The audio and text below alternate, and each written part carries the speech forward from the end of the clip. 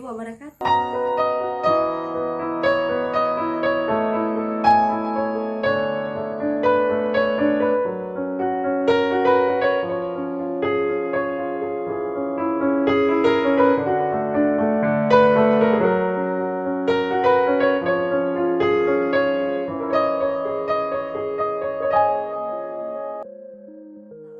Cetak langsung hanya digunakan untuk bahan-bahan tertentu saja yang terbentuk kristal, butir-butir, granul yang mempunyai sifat-sifat yang diperlukan untuk membuat tablet yang baik dan dapat mengalami peristiwa deformasi plastis pada saat pencetakan. Tablet yang dibuat dengan cara cetak langsung mempunyai waktu hancur atau waktu larut yang lebih cepat karena adanya klorida pelindungan dari bahan pengikat. Alat yang digunakan pada percobaan ini yaitu kayakan mes nomor 20, beker gelas ukuran 150 ml, corong alir, disintegration tester, reliability tester, gelas ukur ukuran 100 ml, loyal, gunting, hardness tester, hot pad, kertas label, lemari pengering, lumpang, neraca analitik, pencetak tablet, perkamen kajang, perkamen botol, pot plastik, serbet, spatel, spatula, dan juga sudir. Sedangkan bahan yang digunakan adalah aluminium, asam askorbat, avisel, magnesium stearat, dan juga talkum. Buatan granulat yang pertama ditimbang. Asam askorbat sebanyak 35 gram, amino manihot sebanyak 3 gram, lalu kemudian talkum 0,6 gram, dan juga avisel 20,2 gram, dan juga magnesium stearat 1,2 gram. Lalu setelah itu dimasukkan amino manihot ke dalam lumpang dan digerus hingga homogen, ditambahkan dengan avisel, lalu diaduk dengan menggunakan sudir. Setelah itu ditambahkan dengan asam askorbat, lalu digerus hingga homogen. Kemudian ditambahkan lagi dengan magnesium stearat dan juga talkum sebagai pelicin, kemudian digerus hingga homogen. Setelah itu diayak dengan menggunakan mes nomor 20.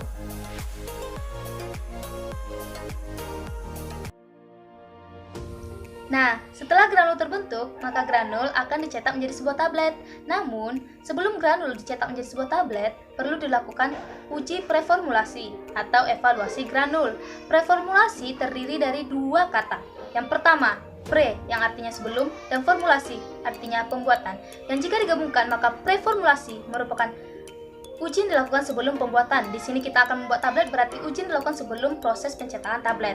Nah, uji preformulasi ditujukan untuk memperkirakan kemungkinan secara kuantitatif apakah bahan yang akan diformulasi dapat dicetak dan menghasilkan tablet yang baik. Preformulasi terdiri dari beberapa pengujian, diantaranya sudut diam, waktu alir, indeks tab, uji kelembaban, uji kadar air, granulometri, dan lain sebagainya. Namun pada praktikum kita kali ini hanya dilakukan 3 percobaan. Pertama, sudut diam. Sudut diam merupakan sudut yang dibentuk oleh tumpukan granul terhadap bidang datar setelah granul tersebut dialirkan secara bebas melalui suatu corong, yaitu corong alir. Sudut diam dapat memberikan gambaran dari kohesi internal dan efek hambatan di bawah muatan eksternal yang mungkin dipakai pada pencampuran serbuk atau pada pencetak tablet dan semakin kecil sudut diam, maka semakin mudah granul tersebut untuk mengalir. Pengujian sudut diam dilakukan dengan cara dimasukkan sejumlah granul ke dalam corong alir yang ditutup bagian bawahnya, lalu dibuka dan dibiarkan granul mengalir hingga keseluruhan mengalir. Nah, dihitung sudut diamnya. Sudut diamnya dapat dihitung dengan cara melihat tinggi dari tumpukan granul dan diameter dari granul, di mana tangen theta sama dengan 2 kali tinggi granul dibagi dengan diameter granul. Nah, syarat yang baik untuk sudut diam yaitu theta lebih besar dan sama dari 20 derajat dan kurang dari 40 derajat. Kedua, waktu alir. Waktu alir dilakukan untuk melihat daya alir dari suatu bahan atau granul yang akan dicetak. Aliran dipengaruhi oleh perubahan ukuran partikel, kerapatan, bentuk, muatan elektrostatis, dan lembab yang terabsorpsi yang mungkin timbul dari proses formulasi. Waktu alir dilakukan dengan cara dimasukkan sejumlah granul ke dalam corong alir dan dihitung waktu dari mulai granul mengalir hingga keseluruhan granul mengalir. Nah, alat yang digunakan pada waktu alir ini adalah stopwatch, di mana waktu alir yang baik yaitu untuk setiap 100 gram granul kurang dari 10 detik. Ketiga, uji indeks tab.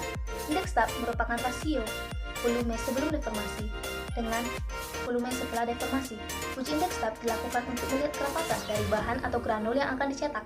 Uji indeks tab dilakukan dengan cara dimasukkan sejumlah granul ke dalam gelas ukur dan dipastikan sampai 25 mili. Lalu dihidupkan alat dan dilakukan tapping sebanyak 20 kali. Setelah ditapping 20 kali, dilihat penurunan volume bagian atas dari granul dan bagian bawah dari granul. Lalu dilakukan percobaan sebanyak 3 kali dan diperolehlah indeks tabnya. Indeks tab yang baik yaitu kurang dari 20%.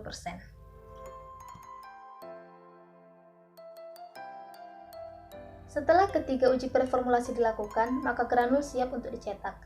Pencetakan granul menjadi tablet dilakukan dengan cara disiapkan mesin pencetak tablet single punch, dipasang punch bawah dengan diameter sesuai tablet yang akan dicetak dan diatur die-nya, dimasukkan tablet ke dalam hopper, lalu diatur skru atas dan bawah untuk menentukan volume dan tekanan. Setelah itu dicetak satu buah tablet, dicek beratnya pada pengatur punch bawah dan tekanan pada punch atas. Ditimbang tablet apakah sudah sesuai dengan berat yang diinginkan. Jika sesuai, maka dilanjutkan dengan uji kekerasan. Dicetak 10 tablet lagi. Jika tablet sudah memenuhi syarat, maka uji kembali berat dan kekerasannya. Jika tidak mengalami perubahan, maka dicetak tablet secara keseluruhan. Tablet yang dipakai dengan sampel dapat digranulasi dan dicatat jumlah tablet yang diperoleh. Dan terbentuklah tablet yang kita inginkan. Sekarang saya akan menjelaskan tentang uji evaluasi tablet. Ada 4 hal yang akan saya jelaskan. Yang pertama, pengertian uji evaluasi tablet. Yang kedua, tujuan dari uji evaluasi tablet. Yang ketiga, macam-macam uji evaluasi yang dilakukan di lab beserta prosedurnya. Dan yang terakhir adalah hasil uji evaluasi tablet. Pengertian uji evaluasi tablet. Uji evaluasi tablet adalah uji yang dilakukan untuk membandingkan tablet yang tercetak dengan kriteria dan standar yang telah ditetapkan. Tujuan dari evaluasi tablet. Ada 2 tujuan utama dari evaluasi tablet. Yang pertama, untuk mengetahui apakah tablet yang tercetak telah memenuhi kriterianya apa belum. Dan yang kedua adalah untuk mengetahui karakteristik dari tablet. Macam-macam uji evaluasi yang dilakukan di laboratorium. Yang pertama, uji keseragaman bobot. Prosedurnya, yang pertama dibersihkan tablet, kemudian diambil 20 tablet dan ditimbang. Selanjutnya, ditentukan bobot rata-ratanya. Lalu ditimbang satu persatu tablet dan hitung deviasinya. Diambil 3 berat tablet dengan deviasi tertinggi. Syarat dari uji keseragaman bobot ini ialah jika ditimbang satu persatu, tidak boleh dari 2 tablet menyimpang lebih besar dari kolom A yaitu sebesar 5%. Dan tidak boleh satupun tablet yang menyimpang lebih besar dari kolom B yaitu 10%. Hasil dari evaluasi uji keseragaman bobot pada tablet asam askorbat yang telah dicetak adalah A1 sebesar 11,81%, A2 sebesar 11,11% dan B sebesar 11,81%. Hal ini menandakan bahwa tablet asam askorbat yang telah tercetak tidak memenuhi syarat pada uji keseragaman bobot. Yang kedua, ada uji waktu hancur. Uji waktu hancur ini dilakukan untuk mengetahui seberapa lama tablet akan hancur di dalam cairan tubuh manusia atau cairan asam lambung. Prosedur dari uji waktu hancur. Yang pertama, diisi beker gelas dengan air bersuhu 37 derajat Celcius. Kemudian letakkan di bawah keranjang. Ambil 6 tablet. Letakkan 6 tablet tersebut pada masing-masing tabung yang ada di dalam keranjang. Lalu diletakkan di bawah cakram penuntun. Kemudian dinyalakan alat. Dengan kedudukan tertinggi, pada bagian bawah keranjang berada di permukaan air dan pada kedudukan terendah bagian atas keranjang berada di bawah permukaan air sehingga tabung dapat dinaik turunkan sebanyak 30 kali per menit. Dinyatakan hancur jika tidak ada lagi tablet yang tertinggal pada kawat kasa. Kemudian dihitung waktu setiap tablet hancur. Syarat uji waktu hancur ini yaitu waktu yang dibutuhkan untuk menghancurkan 6 tablet biasa tidak lebih dari 15 menit dan untuk menghancurkan 6 tablet bersalut tidak lebih dari 20 menit. Yang kedua, bila tidak hancur, ulangi dengan 12 tablet. Syarat dipenuhi jika dari 18 tablet tidak lebih dari 2 tablet yang tidak hancur. Waktu yang didapatkan pada uji waktu hancur ini selama 6 menit 18 detik. Hal ini menandakan bahwa tablet asam askorbat memenuhi syarat uji waktu hancur. Yang ketiga, uji kekerasan tablet. Evaluasi uji kekerasan tablet ini dilakukan untuk mengetahui ketahanan tablet terhadap goncangan selama pengepakan dan pendistribusian. Prosedur uji kekerasan tablet. Yang pertama, dibersihkan alat. Kemudian masukkan tablet pada alat hardness tester. Yang ketiga, ditekan tombol new size untuk mengetahui diameter tablet dan ditekan tombol test untuk mengetahui kekerasan tablet. Ditunggu hingga hasil muncul pada layar, kemudian dicatat. Selanjutnya dibersihkan alat kembali. Syarat untuk uji evaluasi kekerasan tablet yaitu 4-8 kg. Hasil yang didapatkan pada uji evaluasi kekerasan tablet asam askorbat yaitu rata-rata untuk 5 tablet sebesar 7,54 kg. Hal ini menandakan bahwa tablet asam askorbat memenuhi syarat pada uji evaluasi kekerasan tablet.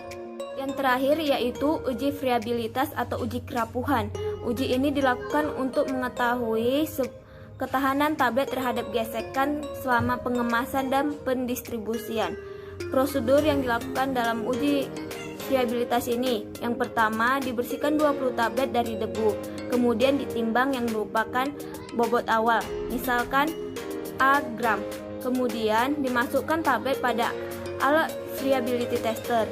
Dijalankan alat 100 kali putaran selama 4 menit.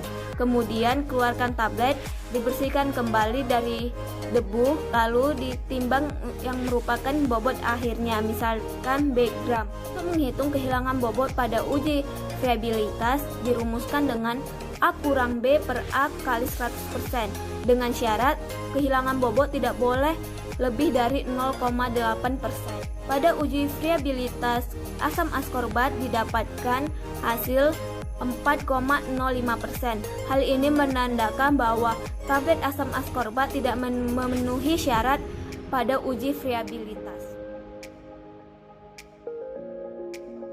Pada percobaan ini kami memformulasi tablet asam askorbat dengan metode cetak langsung dan didapat granulat kering sebanyak 60 gram dan dihasilkan 100 tablet.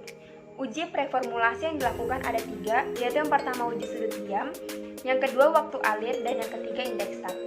Uji sudut diam memenuhi syarat, yaitu didapat 20,0173 derajat, di mana syaratnya lebih besar dari 20 derajat dan kurang dari 40 derajat. Berdasarkan literatur Setia Devi 2014, hasil yang memenuhi syarat akan menghasilkan karakteristik tablet yang baik. Uji waktu alir memenuhi syarat, yaitu didapat 4,973 detik, di mana syaratnya kurang dari 6 detik. Berdasarkan literatur Sulistya Ningrum 2017, tablet tidak akan mengalami kesulitan pencetakan karena granul bersifat mudah mengalir. Lalu uji indeks tab memenuhi syarat yaitu 18,33%, di mana syarat indeks tab kurang dari atau sama dengan 20%. Menurut literatur Haryanti 2012, semakin kecil indeks pengetapan maka sifat alir semakin baik. Lalu dilakukan juga uji evaluasi yang dilakukan ada 4, yaitu yang pertama uji keseragaman bobot, yang kedua waktu hancur, yang ketiga kekerasan tablet, yang keempat friabilitas. Uji keseragaman bobot tidak memenuhi syarat yaitu 11,81%, 11,11% dan 11,81%. Di mana syarat tidak boleh lebih dari 2 tablet menyimpang dari 5% kolom A dan tidak boleh 1 tablet lebih dari 10% kolom B. Berdasarkan literatur Setia Devi 2014, kesalahan pada membentuk tablet menjadi salah satu faktor keseragaman bobot tidak memenuhi syarat. Hal ini dikarenakan granulat yang dihasilkan tidak begitu sempurna untuk dijadikan tablet. Lebih dan kurang bobot yang dihasilkan dapat terjadi selama proses pencetakan berlangsung atau terjadinya kerusakan tablet setelah dicetak sehingga berpengaruh pada bobot. Uji waktu hancur memenuhi syarat yaitu didapat dengan waktu 6 menit 18 detik dengan syarat waktu hancur kurang dari 15 menit untuk tablet biasa. Hasil ini sesuai dengan yang tertera pada Farmakope Indonesia. Lalu uji kekerasan tablet. Uji ini memenuhi syarat yaitu didapat 7,54 kg. Menurut literatur Sugiono 2017, pengujian memenuhi syarat yaitu dengan rentang 4-8 kg. Uji variabilitas tidak memenuhi syarat karena bobot kehilangan 4,05%, di mana syarat variabilitas adalah tidak boleh kehilangan bobot lebih dari 0,8%. Kesalahan ini dapat terjadi karena massa granulat basah tidak kompak, sehingga tablet yang tercetak kurang padat. Setelah dilakukan percobaan, diperolehlah kesimpulannya sebagai berikut. Yang pertama, pada formulasi tablet asam ascorbat yang dilakukan dengan metode cetak langsung, dilakukan dengan cara alkisal dan anilomanihat dimasukkan ke dalam lempak, lalu dihomogenkan. Kemudian ditambahkan asam ascorbat ke dalam lumpang, lalu dihomogenkan. Kemudian ditambahkan bahan pelicin yaitu magnesium stearat dan talkum ke dalam lumpang, lalu dihomogenkan kembali. Lalu diair dengan mes nomor 12, lalu dikeringkan pada lemari pengering selama 24 jam. Kemudian tablet dicetak dengan menggunakan mesin pencetak tablet. Yang kedua, pada uji preformulasi tablet asam ascorbat dilakukan dengan 3 uji, yaitu sudut diam, waktu alir, dan indeks tab. Ketiga uji tersebut hasil yang kami peroleh memenuhi syarat, di mana pada uji sudut diam hasil yang kami peroleh adalah 20,0173 derajat. Pada uji waktu alir hasil yang kami peroleh adalah 4,05 detik. Sedangkan uji indeks tab hasil yang kami peroleh adalah 18,33%. Yang ketiga adalah uji evaluasi tablet asam ascorbat dilakukan dengan 4 uji, yaitu keseragaman bobot, waktu hancur, variabilitas, dan kekerasan. Di mana keseragaman bobot dan variabilitas hasil yang kami peroleh tidak memenuhi syarat, sedangkan pada waktu hancur dan kekerasan hasil yang kami peroleh memenuhi syarat. Pada keseragaman bobot hasil yang kami peroleh adalah A1 sama dengan 11,81%, A2 sama dengan 11,11%, A3 sama dengan 11,81%. Sedangkan untuk uji variabilitas hasil yang kami peroleh adalah 4,3%. Sedangkan pada waktu hancur dan kekerasan hasil yang kami peroleh pada waktu hancur adalah 2 menit 17 detik. Sedangkan pada kekerasan hasil yang kami peroleh adalah 5,960. Mohon maaf apabila ada kata-kata kami yang salah dalam pengucapan dan susah untuk dipahami. Semoga apa yang kami jelaskan dapat bermanfaat bagi kita semua. Terima kasih.